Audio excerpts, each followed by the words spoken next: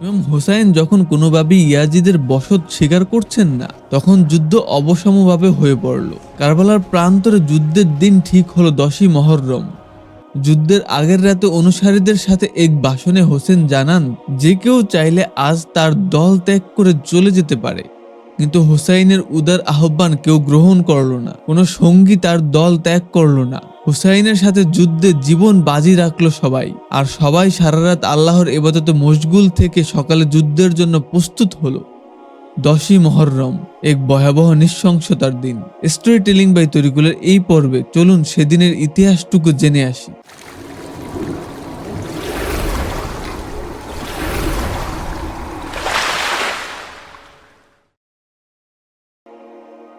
10ই মহররম 61 হিজরি 680 খ্রিস্টাব্দের 10ই অক্টোবর শুরু হয় যুদ্ধ, কারবালার যুদ্ধ।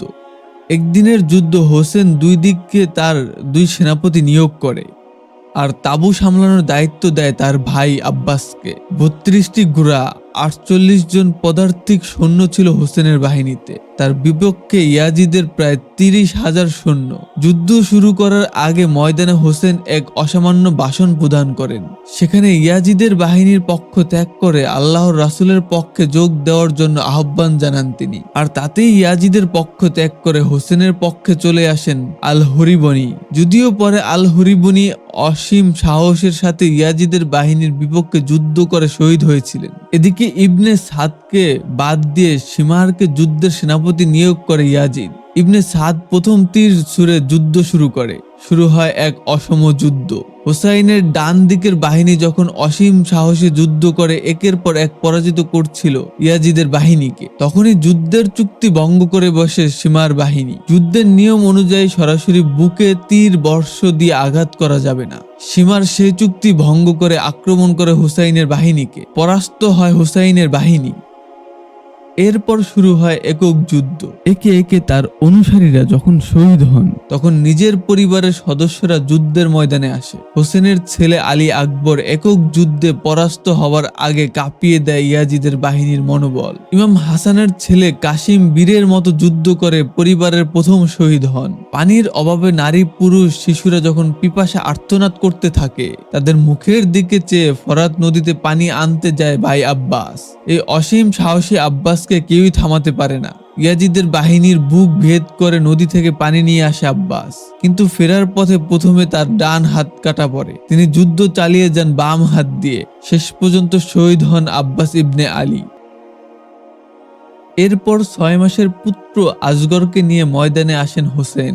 জালিমদের দিকে প্রশ্ন ছুড়ে দেয়, কেন তারা যুদ্ধ করছে, কেন, কি অপরাধ এই শিশুটির। আর এমন সময় একটি তীর এসে আসগরের দেহ রক্তাক্ত করে দেয়। ওর পিতার হাতেই শিশু আসগর শহীদ হন। অসুস্থ পুত্র জয়নাল ছাড়া বাকি সব পুরুষ নিহত হলে একাই যুদ্ধের জন্য প্রস্তুত হয় হোসাইন।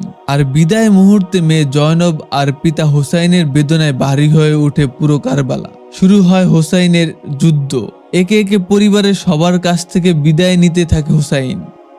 বীরের মতো যুদ্ধ করে একের পর এক ইয়াজিদের সৈন্যকে পরাজিত করতে থাকে হোসেন।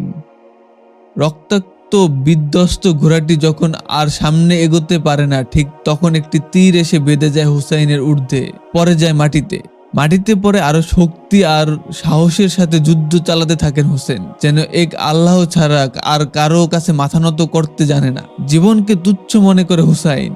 এরপর একের পর এক তীর এসে বেঁধে যাচ্ছিল হুসাইনের শরীরে, আর তিনি যুদ্ধ চালিয়ে যাচ্ছিলেন। এমনই সময় একটি তীর এসে কলিজায় বেঁধে যায় হুসাইনের। মাটিতে লুটে পড়েন তিনি। ইয়াজিদের পুরো বাহিনী এসে ধীরে ধীরে হোসেনকে দেখতে থাকে, তবে কেউ আঘাত করতে সাহস পাচ্ছিল না। তার কেউই চাচ্ছিল না মুহাম্মদ সাল্লাল্লাহু আলাইহি সাল্লামের প্রিয় হোসেনকে আঘাত করে নিজের হাত রক্তাক্ত করতে। কেউই যখন সাহস করে হোসেনকে আঘাত করছিল না, তখন সামনে এসে প্রথম আঘাত করেন সীমা আর ইবনে জুলুম। কারবালার প্রান্তে শহীদ হন ইমাম হুসাইন। এরপর ইমাম হুসাইনের দেহটির উপর চালানো হয় ভয়াবহ রকমের নৃশংসতা। তার শরীরে 30টি বর্ষা আর 36টি তরবারির দাগ পাওয়া যায়। 54 বছর বয়সে কারবালায় শহীদ হন ইসলামের সর্বশ্রেষ্ঠ যোদ্ধা ইমাম হুসাইন।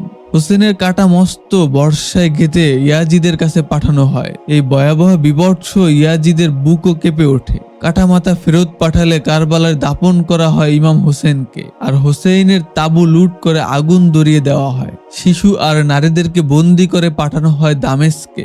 যুদ্ধে ইয়াজিদের 88 জন নিহত হয়, আর হোসেনের পক্ষে একমাত্র জয়নাল ছাড়া 72 জন পুরুষ সকলেই মারা যান। ইমাম হোসেনের এবং নৃশংস হত্যার প্রতিবাদে চারদিকে বিদ্রোহের আগুন দেখা যায়। মাত্র 3 বছরের মাথায় ইয়াজিদ ক্ষমতা হারান এবং তাকে আর তার সঙ্গীদেরকে নির্মমভাবে হত্যা করা হয়। আজ 1350 বছর পরও এই শোক বয়ে বেড়াচ্ছে মুসলমানরা। 10ই মুহররমকে বিশেষ দিন হিসেবে পালন করে মুসলিমরা। যদি ভিডিওটি আপনাদের ভালো লেগে থাকে তাহলে লাইক দিন, সাবস্ক্রাইব করুন আর শেয়ার করুন যাতে অন্যরাও উপকৃত হতে পারে। আল্লাহ হাফেজ।